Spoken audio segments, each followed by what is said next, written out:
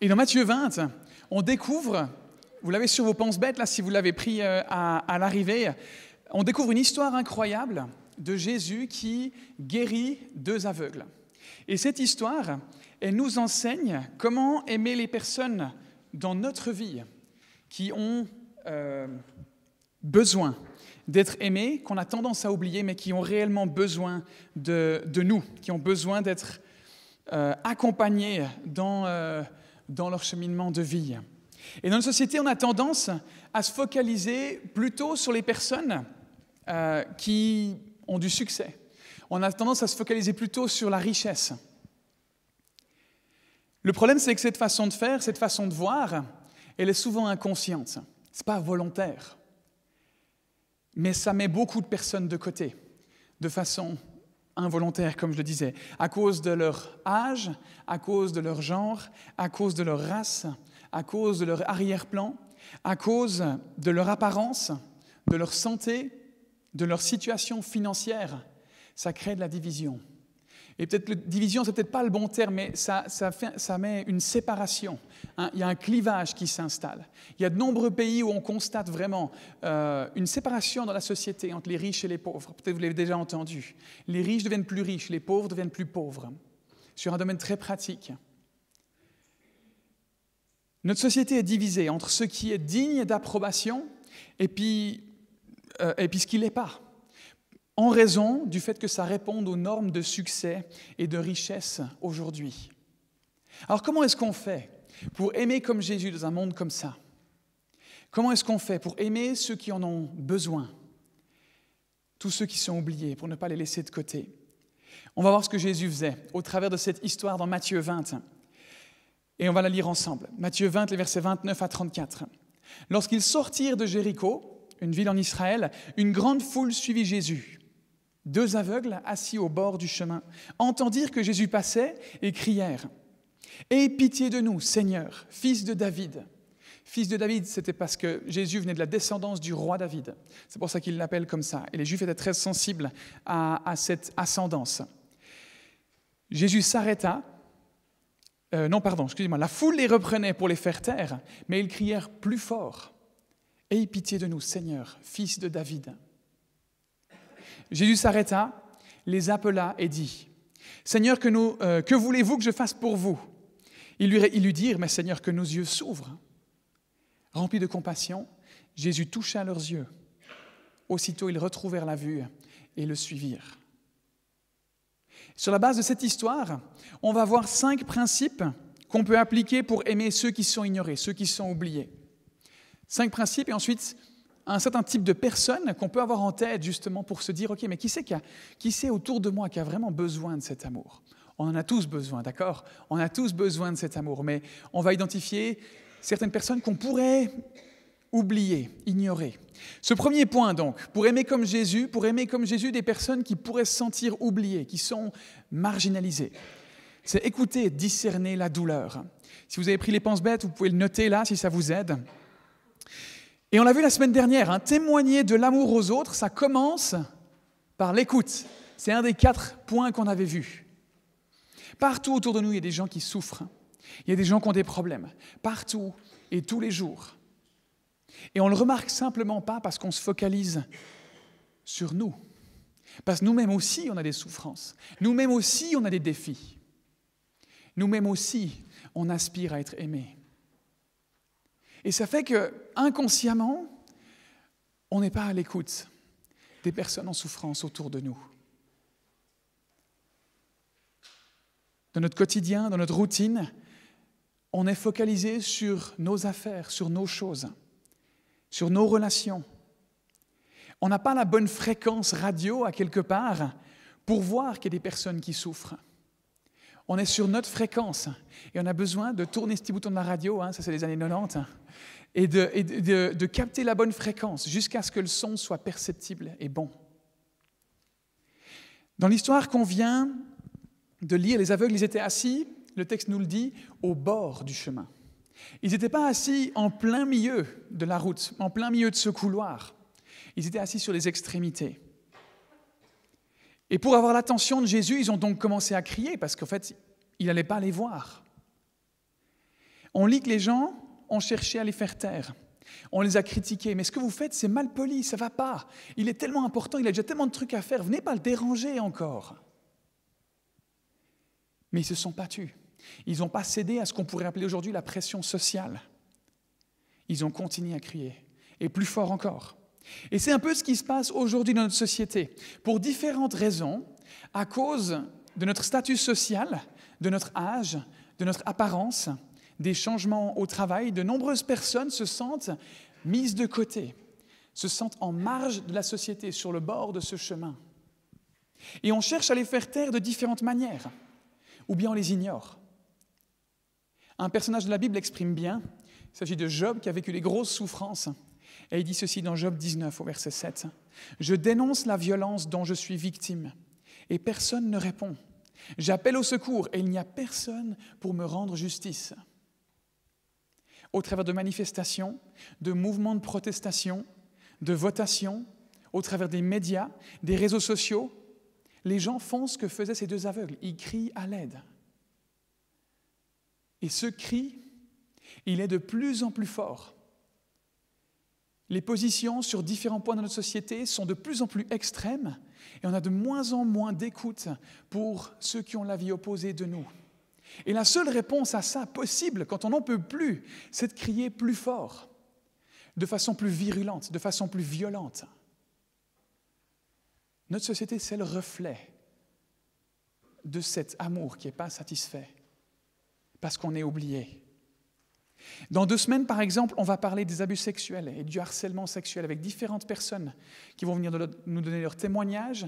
Une personne qui travaille avec des personnes dans des cas d'abus qui va venir nous parler de son expérience, de ce qu'on peut y faire. Il y a différentes émissions qui existent dans différentes situations, instituts et autres, où des personnes ont vécu des abus et on les pousse à se taire. Et ça sort 50, 60 ans plus tard. Aujourd'hui, c'est 1 personne sur 3 qui a été abusé. Ça veut dire qu'il pourrait y en avoir plusieurs parmi nous. Et on est poussé à se taire. On protège les agresseurs et on fait taire ceux qui sont victimes. Et ce n'est pas OK. Comme ces 2 aveugles, ces personnes, elles ont besoin de dire, mais écoutez-nous. Ou on leur dit tout simplement à ces personnes, il faut pardonner. Jésus il a dit qu'il fallait pardonner, alors il faut pardonner. C'est vrai, mais c'est qu'une partie de tout ce processus douloureux de la restauration. Jésus il a écouté ces 2 aveugles parce qu'il s'est arrêté. Tout le monde a entendu le bruit de ces aveugles. Ils criaient. Mais Jésus, c'est le seul à avoir écouté. C'est le seul qui leur a accordé de l'attention. Il a accordé de l'attention à la douleur, à la souffrance de ces aveugles. Jésus, il accorde de l'attention à nos souffrances. Il nous écoute. Dans le psaume 18 au verset 7, l'auteur dit « Dans ma détresse, j'ai fait appel à l'Éternel, j'ai fait appel à Dieu. J'ai crié à mon Dieu. De son palais, il a entendu ma voix. Mon cri est parvenu à ses oreilles. » Et nous, est-ce qu'on écoute les gens autour de nous de façon à réussir à discerner leurs souffrances ? Les gens ne le verbalisent pas, mais ils le communiquent d'une autre manière. Souvent, on entend que les gens sont en colère, ou on voit qu'ils sont discrets, justement, au contraire, parce qu'ils sont renfermés, et on se dit que c'est juste qui ils sont. Mais est-ce qu'on arrive à entendre ce qu'il y a derrière ? Est-ce qu'on arrive à entendre pourquoi la personne réagit comme ça ? À se dire que, mais non, ce n'est pas qu'une question de caractère et de personnalité. Est-ce que c'est une blessure ? Est-ce que c'est une peur ? Est-ce que c'est une frustration ? De quoi est-ce qu'il s'agit ? Proverbe 21:13 nous dit « Celui qui ferme son oreille au cri du plus faible criera lui aussi, et il n'aura pas de réponse. » C'est dur, mais voilà ce qui attend des personnes qui ne font pas preuve de compassion. Voilà ce qui arrive à des personnes qui agissent de façon égoïste, qui ne veulent pas entendre le cri de ceux qui ont besoin d'être écoutés. C'est notre devoir d'écouter ceux qui en ont besoin. La deuxième chose que Jésus a fait, on peut analyser de ce passage, c'est s'arrêter et se concentrer. Après avoir écouté, après avoir, pas juste entendu, vraiment être sur la bonne fréquence, de dire, ok, est-ce que dans ce que j'ai entendu, est-ce que dans ce que je vois, il y a quelque chose derrière, de réussir à le discerner, ça demande d'analyser. Et la deuxième étape, c'est d'écouter, de s'arrêter et de se concentrer. Et je spécifie dans ce point se concentrer, parce que des fois on s'arrête pour écouter quelqu'un, mais on est ailleurs. Je l'ai encore expérimenté vendredi, en discutant avec quelqu'un. J'avais le regard un petit peu, regarder d'autres choses, parce qu'il y avait plein de monde autour de moi. Et il m'a dit, je vois que tu n'es pas concentré. On a vu, regarder la personne, pas se laisser déconcentrer par d'autres choses. Ça montre qu'on lui consacre notre temps. Et ce temps, c'est la chose la plus précieuse qu'on puisse donner à quelqu'un. Parce que c'est quelque chose qu'on ne pourra jamais récupérer. Une fois que le temps est passé, c'est terminé. Une des choses les plus précieuses qu'on peut donner aux gens, c'est notre temps. Et donc notre écoute, notre concentration. Prendre le temps de s'arrêter. C'est dit au verset 32 de Matthieu 20, Jésus s'arrêta. Jésus, il était occupé. Il était en train de quitter Jéricho, la ville de Jéricho, mais il a pris le temps de s'arrêter. Il avait certainement d'autres choses à faire. Et on a tendance, nous aussi, à dire, on n'a pas le temps.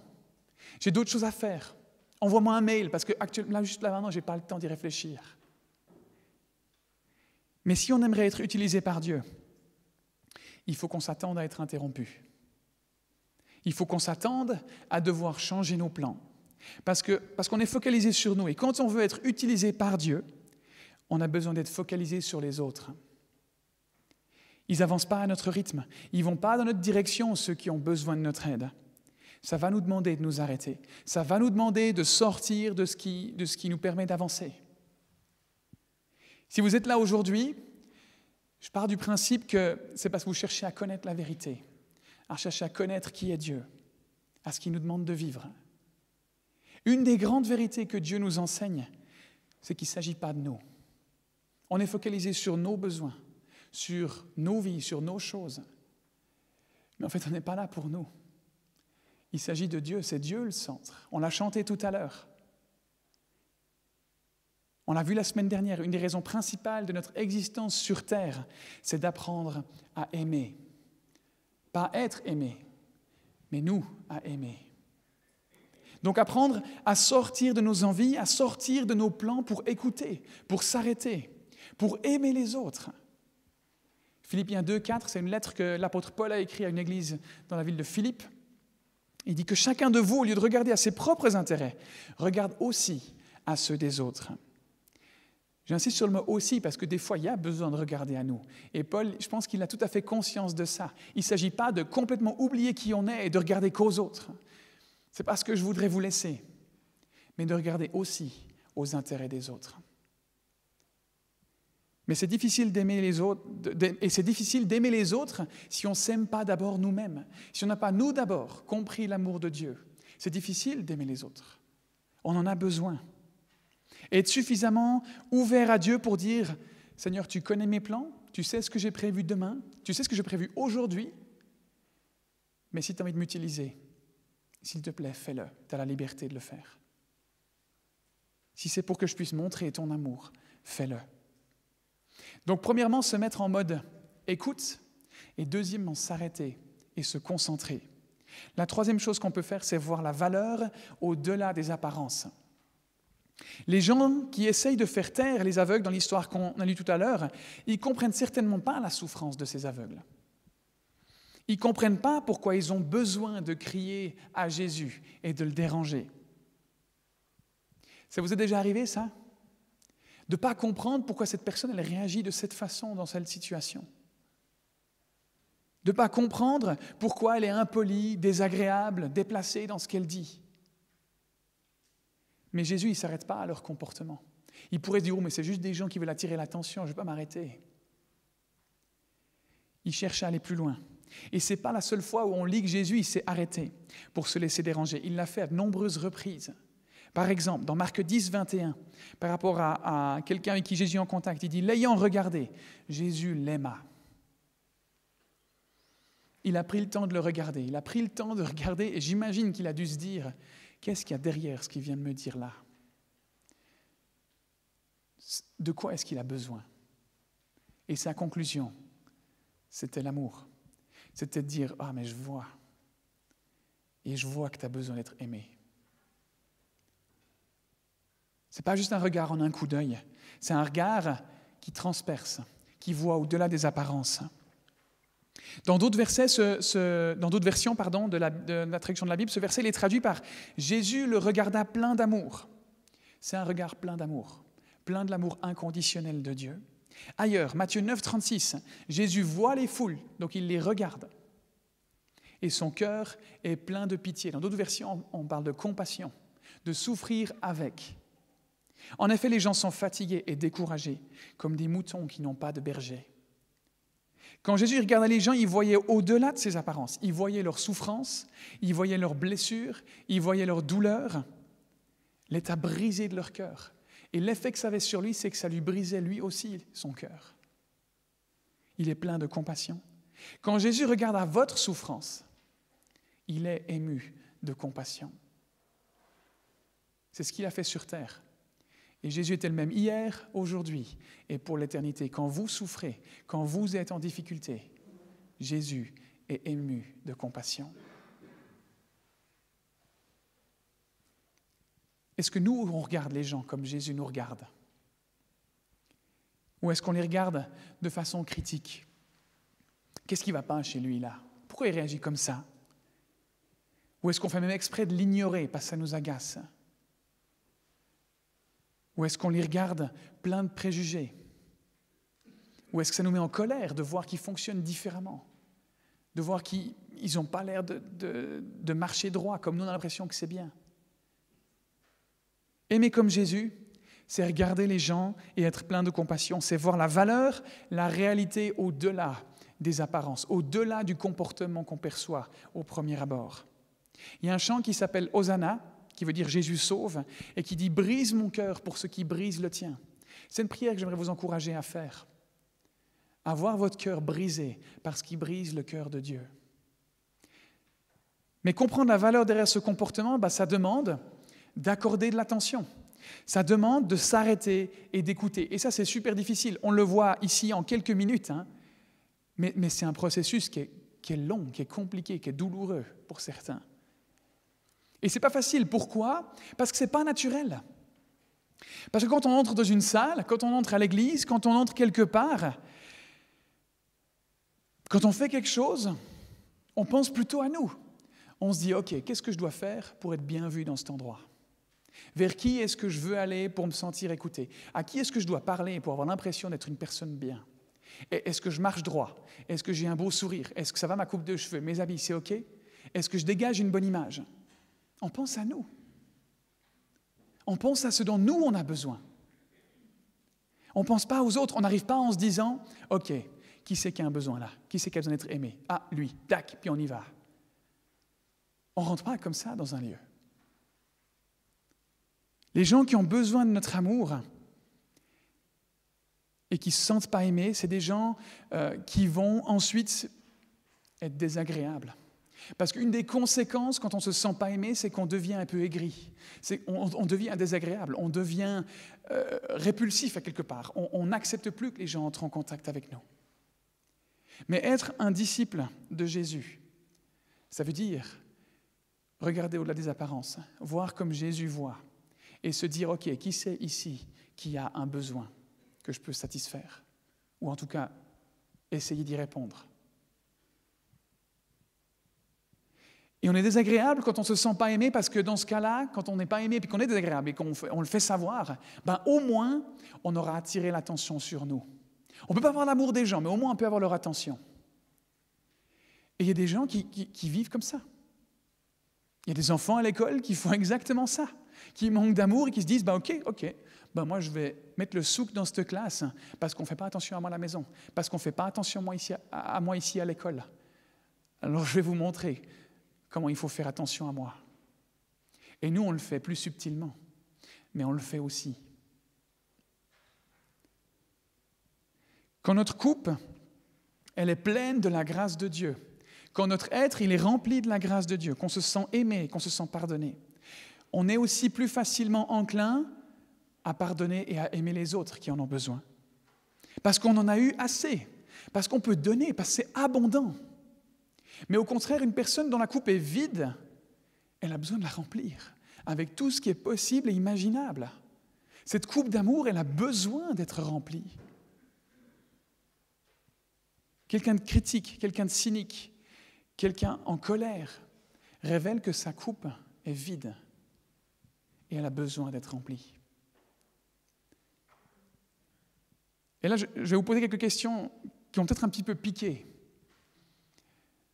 Mais vers qui est-ce qu'on se dirige à la sortie de notre célébration ? Vers quel genre de personne est-ce qu'on va avant de rentrer à la maison ce soir ? Avec qui on va chercher à discuter ? Qui est-ce qu'on invite à la maison pour manger ? À qui est-ce qu'on propose d'aller faire une activité ? C'est tellement plus facile d'être en relation avec des gens qui sont comme nous, des gens qui nous donnent l'impression qu'ils ne vont pas bousiller l'ambiance, avec qui on sait que ça va être facile le contact. Ils vont nous poser des questions, nous aussi. Mais est-ce qu'on a envie de passer du temps avec une personne dont on sait qu'elle va nous saper toute notre énergie ? Qu'est-ce qu'on fait avec ce genre de personnes à la fin du culte ? Qu'est-ce qu'on fait avec ce genre de personnes dans notre semaine ? Ça demande une énorme maturité spirituelle et beaucoup de grâce pour donner de son temps, de son amour, pour être en relation avec des gens qui sont grognons, qui sont frustrés, qui prennent toute notre énergie. Ça demande beaucoup d'efforts de répondre avec gentillesse et avec amour, sans ignorer, sans répondre avec cynisme en retour. Mais on ne peut pas prendre soin des gens si on est agacé par ce qu'ils font. On ne peut pas aimer ces gens si on les regarde de haut ou si on les ignore ou si on les oublie. Si on veut devenir mature spirituellement, on ne peut pas continuer à être offensé par les défauts et les problèmes des autres. On a besoin de regarder au-delà de ce comportement, au-delà des apparences. On a besoin de voir cette valeur au-delà des apparences. Leur coupe, elle est vide. Et c'est normal que ça se manifeste par des choses désagréables. Elle a besoin d'être remplie de cet amour de Dieu. Et on est ceux que Dieu utilise pour remplir cette coupe. Disons-nous pas, c'est quelqu'un d'autre qui le fera. C'est notre appel. C'est ce que Jésus a fait quand il était sur terre. C'est ce qu'il nous appelle à faire et à vivre. Dans cette situation avec les deux aveugles, Jésus nous a montré que c'était important d'écouter, de s'arrêter, de se concentrer et de voir au-delà des apparences. La quatrième chose qu'on peut dégager de ce texte et qui nous est enseigné là, c'est demander aux gens ce dont ils ont besoin. Voilà le topo. Ces deux hommes, ils sont aveugles. Jésus, il fait des miracles. Donc ce dont ils ont besoin, ça paraît plutôt logique. C'est une équation qui n'est pas très compliquée. Et pourtant, Jésus, qu'est-ce qu'il fait ? Il dit, de quoi est-ce que vous avez besoin ? Ça paraît évident. Hein. Il est beaucoup plus parfait que moi, Jésus, et pourtant, moi, ça me paraît logique, ce dont ils ont besoin, les aveugles. Comment il peut se planter comme ça ? Et s'il ne se plantait pas ? Certainement qu'il ne se plantait pas. Il savait pourquoi il demandait ça à ces deux aveugles. Il avait ses raisons. Et nous, on fait souvent cette erreur. On croit savoir ce dont les gens ont besoin. Des fois, on n'écoute même pas jusqu'au bout. On propose tout de suite des solutions. Et ce n'est pas qu'une question d'hommes vis-à-vis des femmes, d'accord ? C'est tout le monde qui est concerné par ça. Demandons aux gens ce dont ils ont besoin. Ne partons pas du principe qu'on sait. Ne partons pas du principe parce qu'on a l'impression, ça me paraît évident ce que tu vis là, moi aussi je l'ai vécu, etc., blablabla, je vais t'aider, machin. Non, peut-être il y a autre chose derrière. Demandons-leur de quoi ils ont besoin. Et dernièrement, la dernière chose qu'on peut faire, la dernière chose que Jésus semble... verset 32, je continue, juste on voit la question de Jésus. Jésus s'arrêta, les appela et dit « Que voulez-vous que je fasse pour vous ?» Il pose cette question. Et il l'a souvent posée, ce n'est pas la seule situation où Jésus pose cette question. Demandons aux gens comment on peut les servir. Demandons aux gens, plutôt que de leur proposer simplement de l'aide en imaginant ce dont ils ont besoin, ce n'est pas une mauvaise chose, d'accord, mais des fois ça peut être déplacé. Demandons aux gens ce dont ils ont besoin. Après, je le concède, avec les Vaudois, c'est un peu compliqué parce qu'on ne va pas trop partager. Bon, j'ai besoin de rien, tout va bien. Puis il faut un peu percer cette première barrière. Et une fois qu'on est passé cette première barrière, on entre dans cette relation où on peut se faire confiance et où les gens peuvent exprimer ce besoin. Ça demande de la persévérance. Ça demande de ne pas penser que notre question elle est bête. De juste se dire, peut-être ce n'est pas le bon moment, peut-être que je peux la poser différemment, peut-être qu'il y a une autre démarche à faire en attendant. Et les aveugles y répondent, au verset 33, ils lui disent « Seigneur, que nos yeux s'ouvrent ». Il les pousse à exprimer leurs besoins. Même si ça semble logique, il leur pose la question. Et dernièrement, la dernière chose qu'on peut découvrir dans ce passage, c'est faire ce qu'on peut pour aider. Le dernier verset de cette histoire, il nous montre ce que Jésus fait après que les aveugles ils aient exprimé ce dont ils avaient besoin. Au verset 34, rempli de compassion, Jésus toucha leurs yeux. Aussitôt, ils retrouvèrent la vue et ils le suivirent. Alors, dans ce cas, le besoin, il est très pratique. Il les a guéris de leur aveuglement. Et peut-être vous me direz, ouais, mais c'est Jésus. T'imagines si moi, je vais prier pour quelqu'un puis qu'il ne guérit pas? J'ai l'air de quoi? J'ai prié récemment, il y a quelques mois, pas récemment, pour un ami dans l'équipe de volley qui avait mal à la cheville. Il n'a pas guéri. Et je me dis, ok, c'est râpé. Maintenant, il ne va plus jamais se dire que Dieu est puissant, que Dieu guérit, que Dieu sauve. Tant pis, quoi. Mais j'en sais rien. Je me suis senti mal en me disant, je prierai plus parce qu'en fait, ça ne marche pas. Mais je ne suis pas maître de ça. Je suis appelé à faire ce que je peux. Soyons obéissants. Cherchons à ressembler à Jésus. Il a demandé aux gens ce dont ils avaient besoin. Il les a aidés en priant pour eux. Faisons ça. Disons-nous pas, en fait, c'est la conséquence qui fait que je vais me mettre en action. Non, notre rôle, c'est d'obéir. C'est de ressembler à Jésus. Pas d'avoir les mêmes résultats que Jésus, mais de faire comme Jésus. Et j'aimerais maintenant, pour terminer, aborder avec vous plusieurs types de personnes qu'on peut identifier et puis qui peuvent avoir besoin de notre amour. Des personnes qu'on peut oublier, qu'on peut ignorer pour diverses raisons. On a vu comme Jésus montrait son amour et donc on peut montrer nous aussi notre amour aux gens. Mais on n'a pas vraiment vu avec qui, et c'est ce qu'on va voir maintenant. 5 catégories de personnes qui ont besoin de notre amour. Premièrement, des personnes avec des besoins, comme les aveugles. Et ces personnes, ce qu'on peut faire avec elles, c'est leur proposer notre aide. Je parle ici d'aide pratique. Quelqu'un qui a besoin qu'on fasse les courses pour lui, quelqu'un qui a besoin d'aide pour garder les enfants, quelqu'un qui a une blessure physique pour qui on peut prier, quelqu'un qui a besoin qu'on l'aide à ramasser les feuilles dans la gouttière, à replacer une tuile sur le toit. Des besoins pratiques. On en a plein de ces besoins. Il y a quelques mois, dans les villages ici autour, on a tenté de demander aux gens s'ils avaient besoin d'aide pratique. Et parce qu'à cause du Covid, il y a de nombreuses personnes qui se sont retrouvées sans emploi, c'est ce qu'on voyait dans les médias, de nombreuses personnes qui étaient dans des situations de conflit à la maison, dans la difficulté de se nourrir. Les cartons du cœur ont eu un gros succès. Il y a plein de régions, et on devrait pas, le Pied du Jura n'est pas une région qui n'a pas été touchée par ça, parce que c'était globalisé dans notre région. Et pourtant, on allait vers les gens en leur demandant s'ils avaient besoin de quelque chose, en leur proposant notre aide. Et là, je reviens à ces bons vaudois. Qu'est-ce que je vais accepter l'aide d'un inconnu? Et pourtant, ces besoins, ils sont là. Ces statistiques, elles montrent qu'il y a des besoins. On a besoin de persévérer. C'est des personnes qui ont un besoin et ça met mal à l'aise de demander de l'aide. Ça met mal à l'aise de reconnaître qu'on a besoin d'aide, parce que notre fierté est touchée. Et pourtant, Jésus nous appelle à répondre à ces besoins. Et on peut le faire en proposant notre aide. Ésaïe 58 nous rapporte des paroles de Dieu adressées au peuple d'Israël sur sa responsabilité de répondre à différents besoins. Voilà ce qu'il dit au verset 7 à 9. C'est partager votre pain avec ceux qui ont faim et offrir l'hospitalité aux pauvres sans abri. C'est donner des habits à celui qu'on voit nu. Ne pas se détourner de ton prochain. Alors, comme l'aurore, jaillira ta lumière. Ton rétablissement, donc ta guérison personnelle sur tes souffrances, sur tes besoins, s'opérera bien vite. Dans d'autres versions, il parle ici de blessures. Parce que prendre soin de ceux qui sont oubliés, prendre soin de ceux qui en ont besoin, d'une manière ou d'une autre, ça nous permet à nous aussi de guérir. Oui, alors, quand tu feras ça, alors la justice marchera devant toi et la gloire de l'Éternel sera à l'arrière-garde, donc elle te protégera. Quand tu appelleras, l'Éternel répondra. Quand tu crieras à l'aide, il dira « Je suis là ».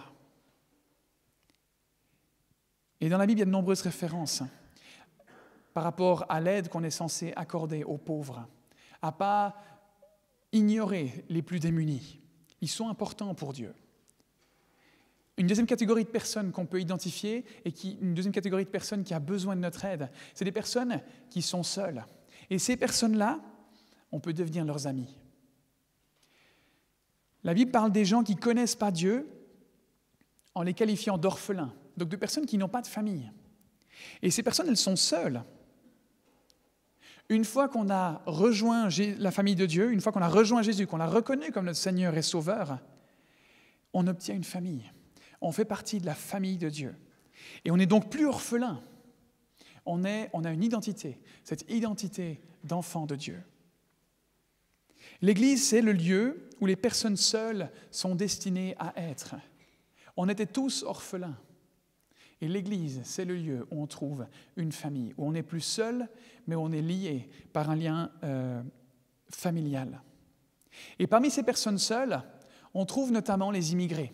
Pourquoi les immigrés ? Parce que c'est quelque chose qui submerge les côtes de la mer Méditerranée dans nos régions. C'est un enjeu qui est super important, super actuel dans tout ce qu'on est en train de vivre. Et ces immigrés, ils arrivent dans un pays, dans une culture où ils n'ont rien. Ils sont sans famille, sans moyens, ils sont seuls. Lévitique 19, 33, 34 nous montre ce qu'on est censé faire avec des personnes qui sont étrangères, qui arrivent dans notre pays. Si un étranger vient séjourner avec vous dans votre pays, vous ne le maltraiterez pas. Vous traiterez l'étranger en séjour parmi vous comme un Israélite, comme quelqu'un donc qui vient de chez vous, comme l'un de vous. Vous l'aimerez comme vous-même, car vous avez été étranger, vous aussi, donc, ce qui veut dire en Égypte. Je suis l'Éternel, votre Dieu. En gros, c'est mon commandement, ça. Dieu nous appelle à prendre soin de ces immigrés. Si un étranger ou si une nouvelle personne débarque ici à l'église, accueillons-la. On est tous d'accord avec ça, non ? Quelqu'un qui est seul, quelqu'un qui vient, qui ne connaît personne, on va l'accueillir. On veut lui faire sentir qu'elle est bienvenue. Tout le monde pense que c'est important. Mais combien de fois est-ce qu'on se retrouve seul ? Combien de fois, alors même qu'on pense à certaines personnes comme étant nos amis, on se retrouve chez nous seuls, ignorés, rejetés ? Combien de fois quelqu'un débarque dans une église, dans un groupe de jeunes, et se retrouve à la fin comme ça avec personne à qui parler ? Et nous, on se dit, avec quelqu'un d'autre qui ira. Moi, je ne suis pas à l'aise avec les nouvelles personnes. Ce n'est pas méchant, ce n'est pas volontaire de notre part de vouloir ne pas prendre soin de ces gens, mais on est emprunté, on ne sait pas comment faire. Est-ce que c'est une raison suffisante pour ne pas le faire ? Encore une fois, ça pique, hein ? Mais c'est à ça qu'on est appelé. Accueillir ceux qui sont étrangers, accueillir les nouveaux. Se décentrer de soi-même, se décentrer de nos peurs et de nos besoins pour regarder aux besoins des autres. Accueillons les personnes comme l'un de nous, aimons-les comme si c'était nous-mêmes. Nous, on a besoin d'être aimés. Ayons conscience que d'autres personnes ont aussi besoin d'être aimées. C'est une chose de dire bonjour, c'est une chose de demander comment s'est passée la semaine, et c'est très bien, mais ça reste la couche superficielle. On a besoin d'aller plus en profondeur. On a besoin de comprendre ce qui se passe dans la vie des gens. Il y a des personnes, quand on parlait des abus sexuels là, dans différentes émissions, on peut le voir. Même un frère, une sœur a souffert pendant 50 ans de quelque chose qu'ils ont vécu quand ils étaient petits. Et personne n'est au courant. On lui a demandé plein de fois comment il allait. On lui a demandé plein de fois comment allait sa semaine. On lui a demandé plein de fois où il partait en vacances. Mais on n'a pas entendu sa souffrance. Et comprenez-moi pas mal, on ne peut pas aussi maintenant forcer les gens à s'exprimer. Mais on peut faire un bout de ce chemin en allant plus loin que des questions de base. Troisièmement, les personnes à qui on peut venir en aide, c'est des personnes en deuil. Et pour ces personnes-là, on peut être là pour elles.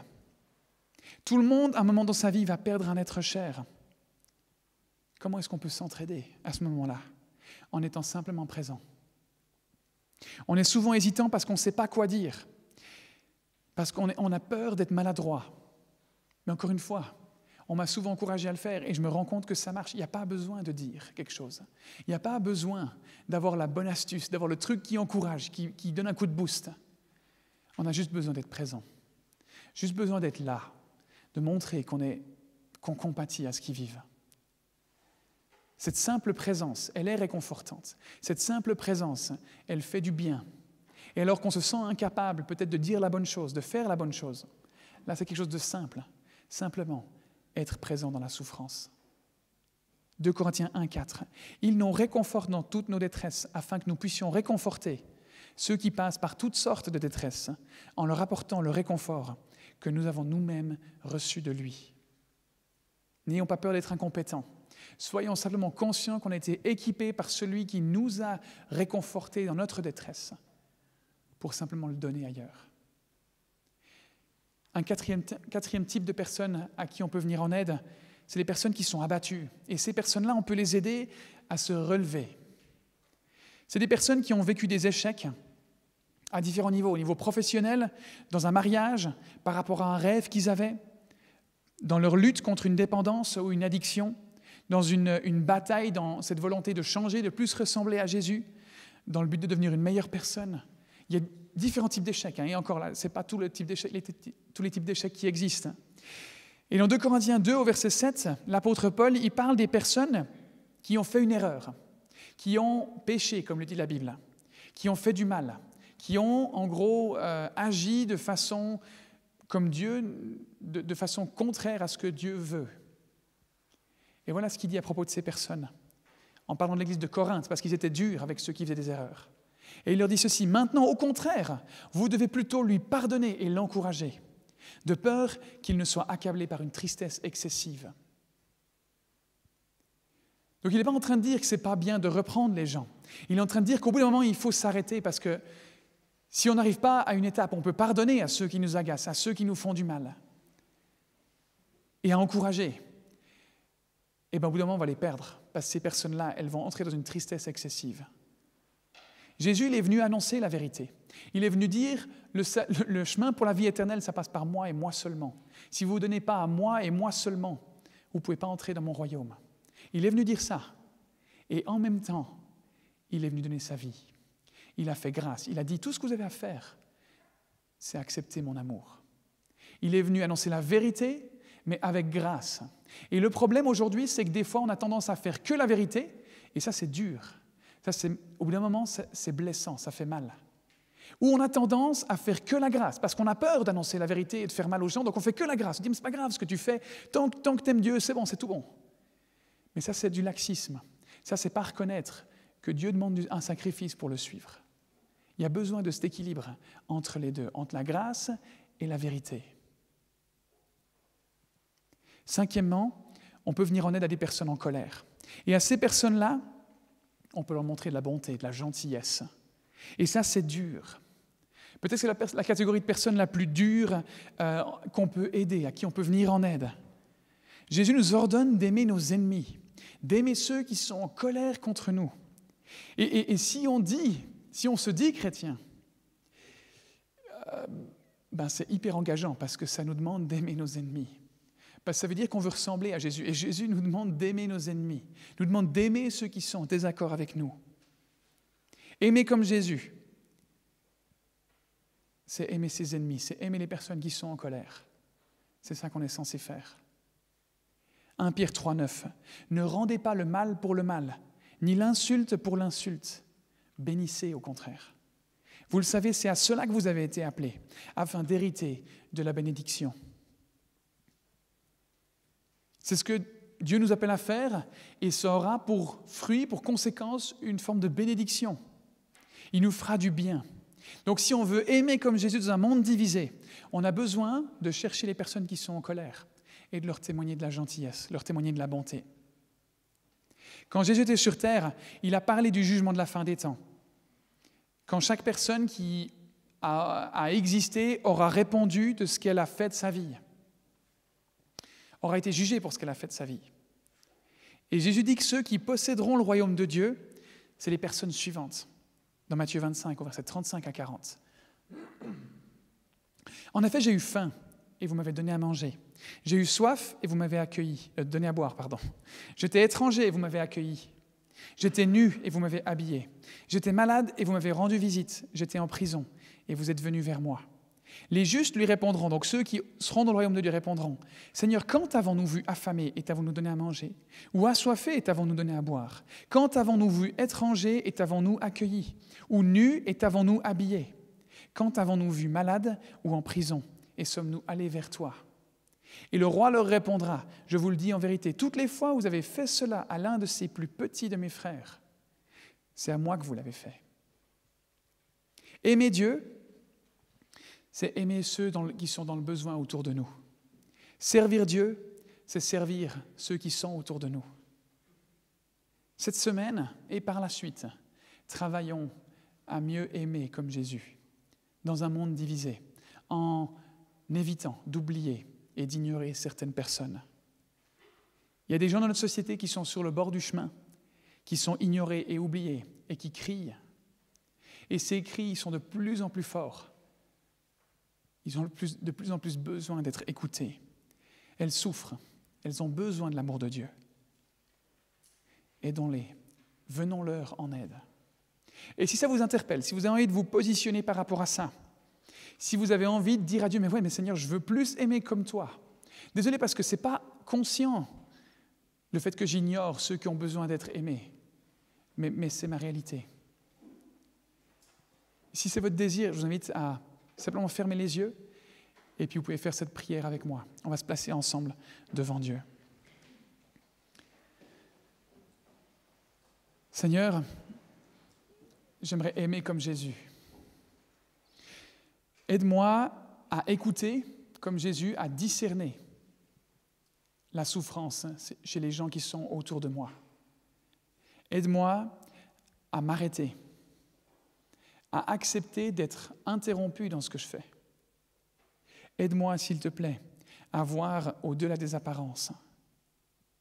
Aide-moi à poser les bonnes questions.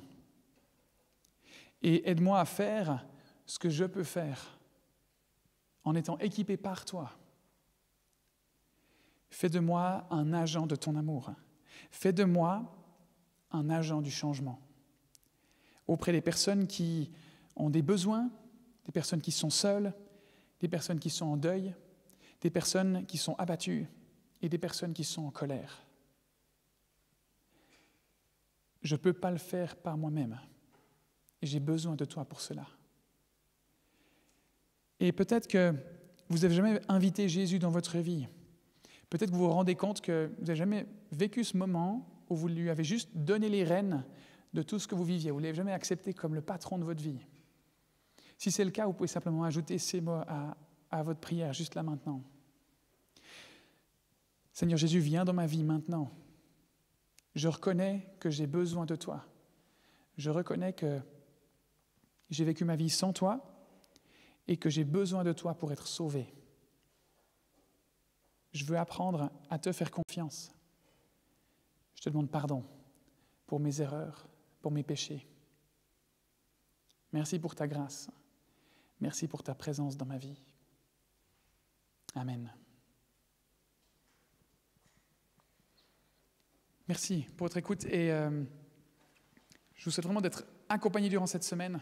Si vous avez besoin de prière, de discuter, c'est possible. Vous pouvez venir auprès de moi, auprès d'une personne de confiance que vous avez ici à l'église. Vous pouvez aussi prendre part à un petit groupe dans le cadre de cette série ou au-delà. N'hésitez pas à faire une demande à ce sujet-là. C'est tellement bien de pouvoir cheminer ensemble, de pouvoir s'accompagner. C'est vraiment vital dans notre processus de croissance. Encore un bon dimanche à vous.